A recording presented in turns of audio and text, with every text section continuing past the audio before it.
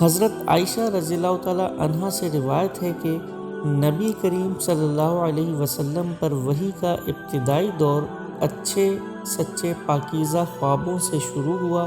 آپ صلی اللہ علیہ وسلم خواب میں جو کچھ دیکھتے وہ صبح کی روشنی کی طرح صحیح اور سچا ثابت ہوتا۔ پھر من جانب قدرت آپ صلی اللہ علیہ وسلم تنہائی پسند ہو گئے اور آپ صلی اللہ علیہ وسلم نے غار حرا میں خلوت نشینی اختیار فرمائی اور کئی دن اور رات وہاں مسلسل عبادت اور یاد الہی و ذکر و فکر میں مشغول رہتے، جب تک گھر آنے کو دل نہ چاہتا توشہ ہمراہ لیے ہوئے وہاں رہتے۔ توشہ ختم ہونے پر ہی اہلیہ محترمہ حضرت خدیجہ رضی اللہ تعالیٰ عنہا کے پاس تشریف لاتے اور کچھ توشہ ہمراہ لے کر پھر وہاں جا کر خلوت گزیں ہو جاتے۔ یہی طریقہ جاری رہا یہاں تک کہ آپ صلی اللہ علیہ وسلم پر حق منکشف ہو گیا اور آپ صلی اللہ علیہ وسلم غار حرا ہی میں قیام پذیر تھے کہ اچانک جبرائیل علیہ السلام آپ صلی اللہ علیہ وسلم کے پاس حاضر ہوئے اور کہنے لگے کہ اے محمد پڑھو۔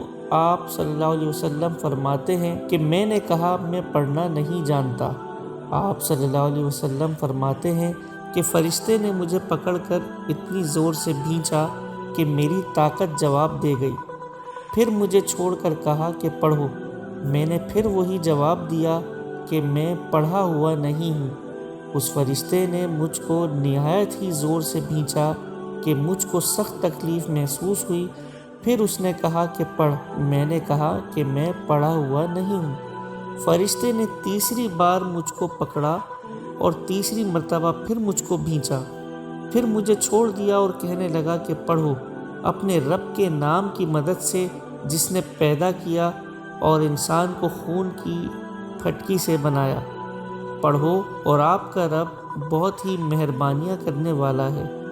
بس یہی آیتیں آپ صلی اللہ علیہ وسلم جبرائیل علیہ السلام سے سن کر اس حال میں غار حرا سے واپس ہوئے کہ آپ صلی اللہ علیہ وسلم کا دل اس انوکھے واقعے سے کانپ رہا تھا۔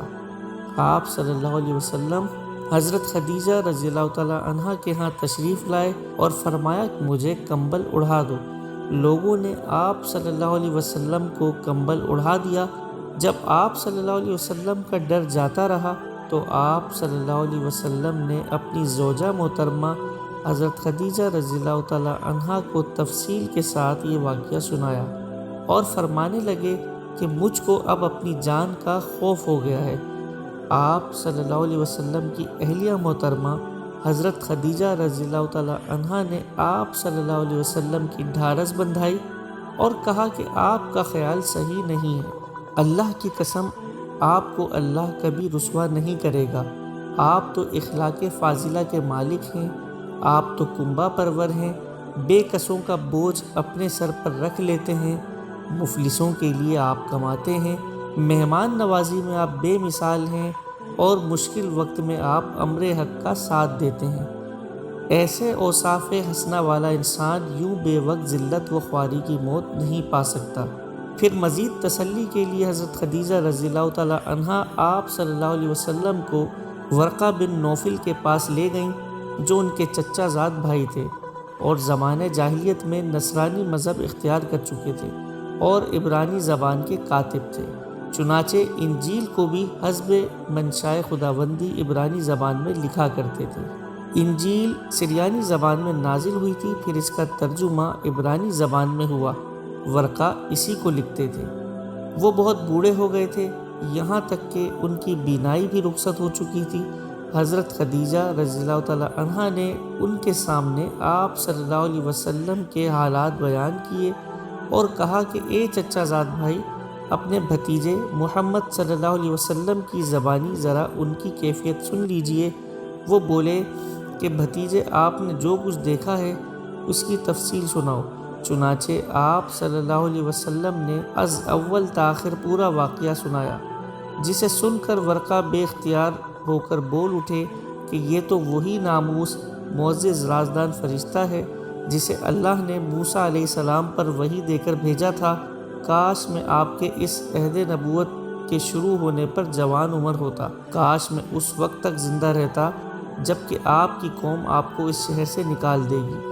رسول اللہ صلی اللہ علیہ وسلم نے یہ سن کر تعجب سے پوچھا کہ کیا وہ لوگ مجھ کو نکال دیں گے، حالانکہ میں تو ان میں صادق و امین و مقبول ہوں؟ ورقہ بولا، ہاں یہ سب کچھ سچ ہے، مگر جو شخص بھی آپ کی طرح امر حق لے کر آیا لوگ اس کے دشمن ہی ہو گئے ہیں۔ اگر مجھے آپ کی نبوت کا وہ زمانہ مل جائے تو میں آپ کی پوری مدد کروں گا۔ مگر ورقہ کچھ دنوں کے بعد انتقال کر گئے، پھر کچھ عرصے تک وحی کی آمد موقوف رہی۔ صحیح بخاری حدیث نمبر 3۔